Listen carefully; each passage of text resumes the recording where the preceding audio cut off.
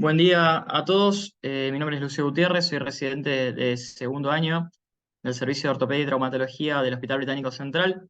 En el día de hoy, junto al equipo de Pie Tobillo, vamos a hablar del tratamiento de hallux valgus severo con el procedimiento de Lapidus. En cuanto a los objetivos, vamos a hablar de las generalidades de hallux valgus, de las indicaciones del procedimiento de Lapidus, de la evaluación triplanar del hallux valgus, de la técnica quirúrgica y de sus posibles complicaciones. Un recuerdo rápido de anatomía. El pie hay que dividirlo principalmente en tres segmentos: el antepié formado por los metatarsianos y las falanges, el mediopié formado por las tres cuñas, el cuboides y el navicular o escafoides, y el retropié formado por el astrágalo y el calcáneo. ¿Sí? Esta es una vista anterior y esta es una vista plantar. En cuanto a la definición de hallux valgus, esta fue la descrita por Hutter en la década del 70, que lo mencionaba como una subluxación estática de la primera articulación metatarso-falángica, más una desviación lateral, es decir, en valgo del hallux, y una desviación medial, es decir, en varo del primer metatarsiano. Esta definición tenía en cuenta solamente a esta patología o esta deformidad en el plano frontal. Hoy en día se sabe que el hallux valgus es una patología que debemos abordarla en tres dimensiones. ¿Sí? En cuanto a la epidemiología, presenta una incidencia del 25% en adultos de 18 a 65 años, la cual se incrementa al 33% en mayores de 65 años. En cuanto a la etiología, es multifactorial, depende muchas veces del tipo de calzado, tiene un gran factor relacionado a la herencia, el género femenino, y obviamente está asociado al pie plano. En cuanto al examen inicial, más allá del examen clínico, la deformidad visible y el dolor que te pueda referir el paciente, hay que tener en cuenta el examen radiográfico. Y para ello hay ciertas mediciones angulares que podemos realizar, algunas de las cuales son el ángulo metatarso-falángico, que consiste en trazar una línea a través de la diáfisis del primer metatarsiano y otra a través de la diáfisis de la primer falange, el cual debe ser menor a 10 como valor normal. El otro ángulo a tener en cuenta es el intermetatarsiano, ¿sí? Que consiste en trazar una línea por la diáfisis del primer metatarsiano y otra sobre el segundo metatarsiano. También el valor debe ser aproximadamente entre 6 a 9, pero obviamente menor a esos valores. Y por último, el ángulo del complejo articular proximal, que nosotros lo conocemos como PASA, en la literatura anglosajona lo describen como ángulo articular metatarsal distal, que básicamente consiste en una línea trazada a nivel del cuerpo del primer metatarsiano y otra tangente trazada en los puntos más extremos de la carilla articular distal del primer metatarsiano. Este ángulo también debe ser menor a 10. En la imagen de la derecha vemos un paciente con un hallux valgus severo, en el cual todas estas líneas están alteradas. Otra de las imágenes a tener en cuenta, más que nada en los pacientes con hallux valgus asociados a pie plano, son las radiografías de perfil, en las cuales debemos tener muy presente la línea de Meari, la cual se traza a través del cuerpo y cuello del astrágalo, a nivel central del cuerpo y cuello del astrágalo, debe pasar por el medio del navicular, de la cuña medial y por el medio de la diáfisis del primer metatarsiano. ¿Sí?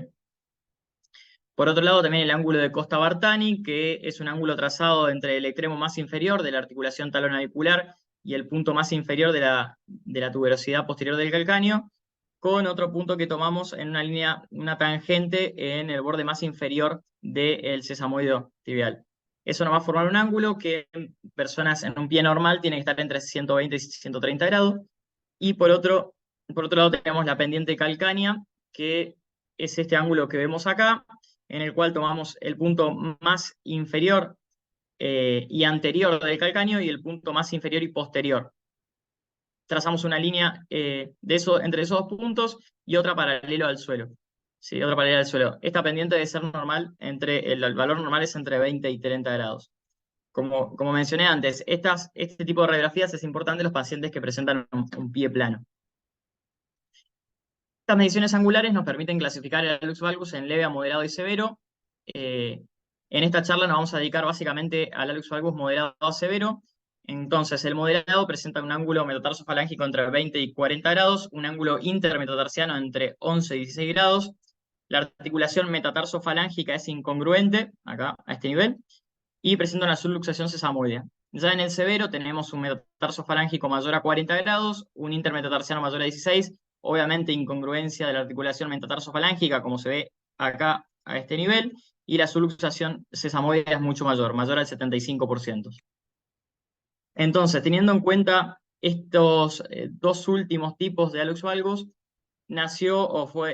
se origina la técnica o el procedimiento de Lapidus, el cual fue descrita por Paul Lapidus en el 34, que básicamente consiste en la artrodesis de la articulación tarso-metatarsiana.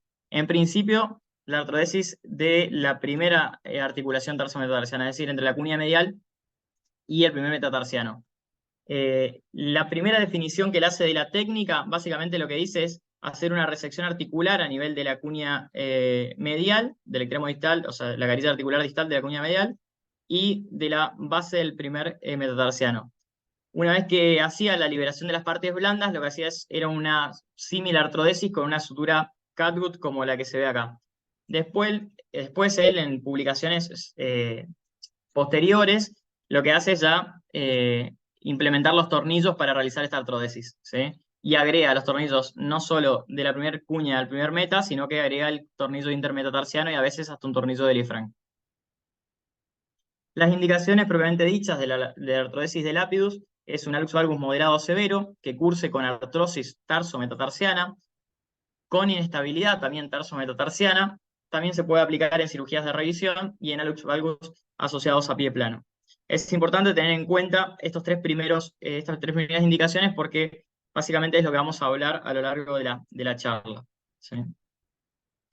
Existen dos tipos de artrodesis de Lapidus. Por un lado, la artrodesis de Lapidus clásica, que se ve en la imagen de la izquierda, que incluye justamente no solo la placa de neutralización medial con el tornillo que va entre el primer meta y la primera cuña, también, sino tornillos a través de la articulación de Knee-Flank y tornillos que pueden ir a través del primer meta hasta el segundo metatarsiano. La Lapidus modificada, la verdad que no es muy utilizada actualmente, salvo tiene algunas indicaciones precisas, como las fracturas conminutas al nivel cuneo metatarsiano acá del primer rayo, ¿sí? La más utilizada es la de la izquierda. Hay que tener en cuenta algo que ya mencioné en las indicaciones, que es justamente la inestabilidad o hipermovilidad de la primera articulación tarso-metatarsiana. Ya esto lo mencionaba Lapidus y Morton en la década del 30, como que era un factor importante a la hora de evaluar o pensar en el desarrollo de un hallux valgus severo, ¿sí? Ellos ya lo mencionaban allá hace 70 años y hoy en día se sabe ya con las nuevas técnicas en 2D y en 3D, hablo de tomografías, que existe un aumento significativo del movimiento del primer rayo en pacientes con hallux valgus, ¿sí? Por lo cual, como mencionaba anteriormente, ya la definición de hallux valgus no solamente es o debemos tener en cuenta el plano frontal, sino las tres dimensiones. Y para evaluar en tres dimensiones, lo que debemos tener en cuenta son las radiografías típicas que hacemos en consultorio. La primera que habitualmente pedimos es una radiografía anteroposterior, ¿sí? Para evaluar el plano frontal. Hay que tener en cuenta que en este tipo de pacientes tenemos que evaluar la pronación del primer metatarsiano, ¿sí? Acá vemos en la imagen de la izquierda abajo un primer metatarsiano. Este es el metatarsiano, esta es la cuña medial, en posición neutra o normal, y si nos vamos a la imagen final, vemos un primer metatarsiano pronado aproximadamente a 50 grados. Lo que hay que tener en cuenta acá, o los signos de pronación del primer metatarsiano son, por un lado, el redondeo de la cabeza, como está marcado acá en rojo, y por otro lado, el aumento de la concavidad del borde externo del primer metatarsiano. Esos son signos fáciles que lo podemos reconocer ya en una radiografía anteroposterior, ¿sí? Kim, en 2015, en un estudio, lo que nos dice es que más del 87% de los pacientes con hallux valgus tienen una pronación del primer metatarsiano, y después Santro, que en 2018 nos habla de que esta pronación del primer meta te modifica el ángulo pasa, la posición de los sesamoides tibiales y obviamente la forma de la cabeza. Entonces acá quedaría medio en discusión las mediciones angulares también, ¿sí? Otra manera de evaluar el plano frontal, y lo podemos hacer en consultorios a través de la técnica del taping, que básicamente lo que hacemos es en un paciente con un hallux valgus severo, como el que vemos acá, colocamos una cinta alrededor del medio pie y una vez colocada la cinta, tomamos radiografías nuevas. Acá vemos cómo podemos ver la corrección de la deformidad. Es el mismo paciente, sin taping, con taping en la imagen de la derecha, ¿sí? No solo cómo corrige la deformidad, sino cómo la posición de los sesamoides también corrigen y quedan posicionados por debajo de la cabeza del primer metatarsiano. Esto nos habla de que existe una inestabilidad a nivel cuneo metatarsiano que debemos ir a corregir, ¿sí? Más allá de evaluar el plano frontal, también debemos evaluar el plano sagital. En este caso es el mismo paciente con radiografías de perfil, en el cual en las radiografías sin taping lo que vemos es una interrupción de la línea de Meari, ¿sí? Con un ángulo de Meari de aproximadamente 4 grados, y en las radiografías con taping, estabilizando la columna medial, vemos cómo ya la congruencia, hay una mayor congruencia o restituye la línea de Meari. Esto porque básicamente plantariza el primer metatarsiano, mejora el arco longitudinal medial y obviamente mejora la línea de Meari.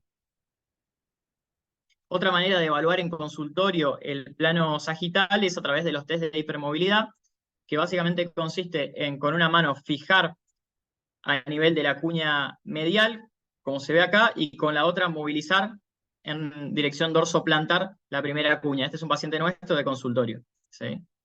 Esto obviamente es un test que depende de la experiencia del cirujano y obviamente de la hiperlaxitud que tenga el paciente.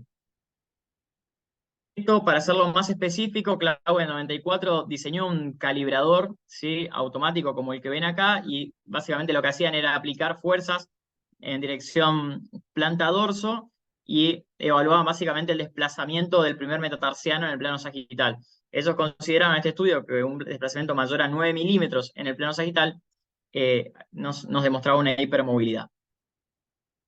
Y por último, para evaluar en el plano coronal, lo ideal sería tomar radiografías axiales de sesamoides, que habitualmente no lo hacemos, pero lo que nos menciona la literatura es que una posición incorrecta de los sesamoides genera un déficit del apoyo anterointerno del antepié y por ende una metatarsalgia de transferencia, ¿sí?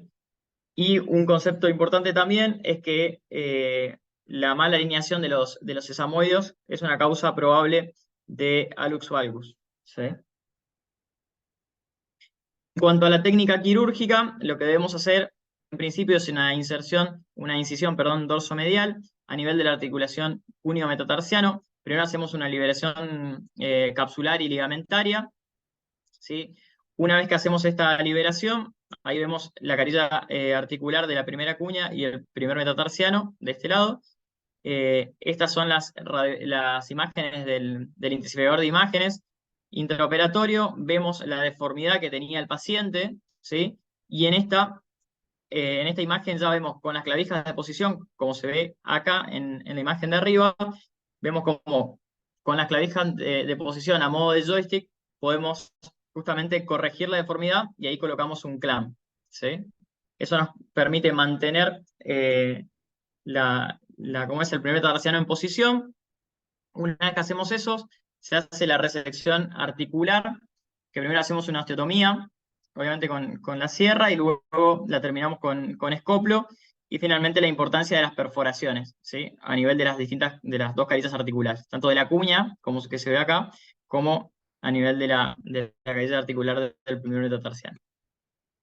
Una vez realizado esto, y también guiado por identificador de imágenes, lo que hacemos es poner un tornillo en dirección dorsoplantar desde el primer meta a la cuña medial, ¿sí? Luego se coloca la placa de neutralización dorsomedial, ¿sí? Como ven en esta imagen, y acá hay un paso importante que hacer y es justamente evaluar la estabilidad, ¿sí? Entre el primer y segundo metatarsiano, ¿sí? Acá pueden ver que en este paciente este es el dedo del cirujano, que se ve acá, las falanges del cirujano. Lo que está haciendo es el Hock test, que es una prueba de gancho, que se busca abrir el espacio intercuneiforme, ¿sí? Acá vemos que aumenta el ángulo de intermetatarsiano, es decir, que se abre el espacio, por lo cual el plan en este caso es colocar un tornillo intermetatarsiano que vaya desde del primer meta hasta el segundo. Y a veces también podemos incluir un tornillo de Lifranc, ¿sí? Acá tenemos una vista lateral del pie, ya con la placa colocada, con el tornillo tarso metatarsiano en dirección dorsoplantar, como le mostré, obviamente, y el tornillo intermetatarsiano. Bueno, esa es una radiografía del constructo, cómo quedó finalmente con la corrección de la deformidad. Después pasamos a realizar una unionectomía, ¿sí? A nivel de la cabeza del metatarsiano. Acá vemos la primera imagen del IDI que les mostré antes y cómo obtenemos una corrección muy aceptable a nivel cuneo metatarsiano. Obviamente que esto podemos, si el paciente presenta otras patologías, no sé, como un dedo de martillo, o es necesario corregir también a nivel del valux, se asocian con otras, del alux se asocian con otras osteotomías. ¿Sí? Bien, en los últimos años lo que se estuvo evaluando es justamente la eficacia o eficiencia de los distintos tipos de constructo. Este estudio publicado por Langan en el 2018, lo que él hace básicamente es un estudio retrospectivo. Entre el 2016 y el 2018, los criterios de exclusión eran pacientes mayores de 18 años con una construcción con tornillo cuneiforme cruzado, como se ve en esta imagen, ¿sí? Que él lo llama construcción estándar, y por otro lado, la construcción con el cuneiforme cruzado, pero agregando un tornillo intermetatarsiano. ¿Sí? Hicieron un seguimiento de 9.3 meses, vieron que la consolidación era del 96.7% en todos los pacientes, pero lo importante de este estudio es que básicamente la adición del tornillo intermetatarsiano permite una mayor corrección del ángulo intermetatarsiano y nos mantiene justamente la corrección de la deformidad a corto plazo. Esa es la importancia de poner y colocar el tornillo intermetatarsiano. ¿Sí? Este otro estudio que nos habla precisamente del Hock test intraoperatorio. Este estudio fue realizado por Fleming. Básicamente, en este estudio lo que evaluaron fueron 38 artrodesis de Lapidus, y ellos vieron que en 28 pacientes operados, es decir, el 73,68%, encontraron una inestabilidad intercuneiforme intraoperatoria, ¿sí? Entonces, esto es un número muy alto, ¿sí? Básicamente lo que ellos concluyeron fue que en principio no existe una diferencia significativa entre el ángulo intermetatarsiano pre- y postoperatorio en pacientes con o sin inestabilidad intercuneiforme. El Hock test debe realizarse de rutina en todos los pacientes, ¿sí? Y que el tornillo intermetatarsiano reduce la probabilidad de falla del constructo y obviamente de la recurrencia del hallux valgus. Bien, y para terminar, otra de las patologías muy asociadas al hallux valgus es el pie plano, ¿sí? Hay una relación muy importante. Básicamente, en este estudio, McCormick lo que evalúa y lo que nos menciona es que el pie plano del adulto adquirido se produce por una disfunción del músculo tibial posterior. Esto nos lleva a un valgo del retropié, como se ve en esta imagen de acá, más un colapso de la columna medial, que eso nos genera un varo del antepié o del primer metatarsiano. ¿Sí? Si a esto le asociamos una subluxación dorsal del primer metatarsiano o artrosis tarsometatarsiano, el resultado final es básicamente hacer una artrodesis tarsometatarsiana a través de un procedimiento de Lapidus. Entonces acá, pacientes con hallux valgus severo asociado a pie plano, ¿sí? Obviamente con signos de inestabilidad, más subluxación o artrosis, deberían terminar en un procedimiento de Lapidus. ¿Sí? En cuanto a las complicaciones, una de las más frecuentes descritas en la literatura es el hallux varus iatrogénico, perdón. Por otro lado, le sigue la recurrencia del hallux valgus, la pseudoartrosis. La verdad que con las nuevas técnicas, como estuve mencionando a lo largo de la charla, la pseudoartrosis se redujo bastante, porque antes era muy alta con las primeras técnicas descritas por Lapidus. La metatarsalgia es otra de las complicaciones, y obviamente la infección del sitio quirúrgico y la falla del implante o la fatiga del material. ¿Sí? Bueno, estos son algunos casos clínicos del servicio. Esto es una paciente femenina de 59 años de edad, con hallux valgus severo, más metatarsalgia central, más segundo dedo de martillo, como ven en la imagen, con un pie plano asintomático. ¿Sí? Estas son las radiografías iniciales. Este es el pie con la deformidad, como ven, comparando con el contralateral. Acá vemos totalmente una incongruencia de la línea de Meari. ¿Sí? Estas son las radiografías con taping. Acá aplicamos la técnica del taping, vemos cómo se estabiliza la columna medial, vemos cómo en la radiografía sin taping hay una incongruencia ¿sí? De la línea de Meari, un aumento del ángulo de Meari, y ya como en las radiografías con taping, al estabilizar la columna medial, ¿sí? Mejora, justamente restituye la línea de Meari. ¿Sí? Esta es la radiografía posoperatoria inmediata. Justamente realizamos lápidus modificada, ¿sí? Artrodesis primer metatarsiano con la cuña medial, tornillo intrametatarsiano y tornillo de Lisfranc, ¿sí? Acá vemos a los 8 meses posoperatoria, ya vemos la consolidación, ya vemos puentes óseos, y acá vemos las comparativas preoperatorias con las posoperatorias a los 8 meses y las radiografías clínicas, ¿sí? Cómo se ve clínicamente una mejoría, ¿sí? Del cuadro de la paciente, ¿sí?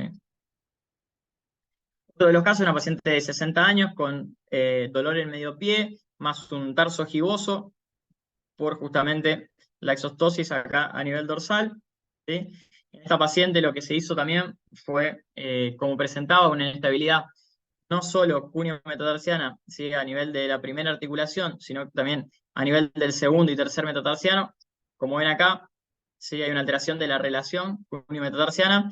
Lo que se hizo también fue estabilizar no solo la primera articulación, sino el segundo meta con la cuña medial, así como también el tercer metatarsiano con la cuña lateral, ¿sí?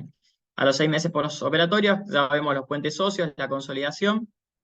Por último, este es un paciente de 43 años, con dolor en el antepié izquierdo, con dolor palpatorio en el recorrido del músculo tibial posterior e hipermovilidad del primer rayo. Vemos, obviamente, la deformidad asociada a un pie plano severo. Acá vemos las radiografías iniciales, ¿sí? Acá vemos la incongruencia articular, como mencionaba antes, la luxación de los sesamoides y obviamente los ángulos alterados por completo. Se realiza una corrección, ¿sí? Sobre todo a nivel cuneo metatarsiano. Estas son las radiografías a los 6 meses ya consolidados, las radiografías comparativas pre y posoperatorias, obviamente las fotos clínicas y vemos cómo se puede corregir la deformidad de esta manera.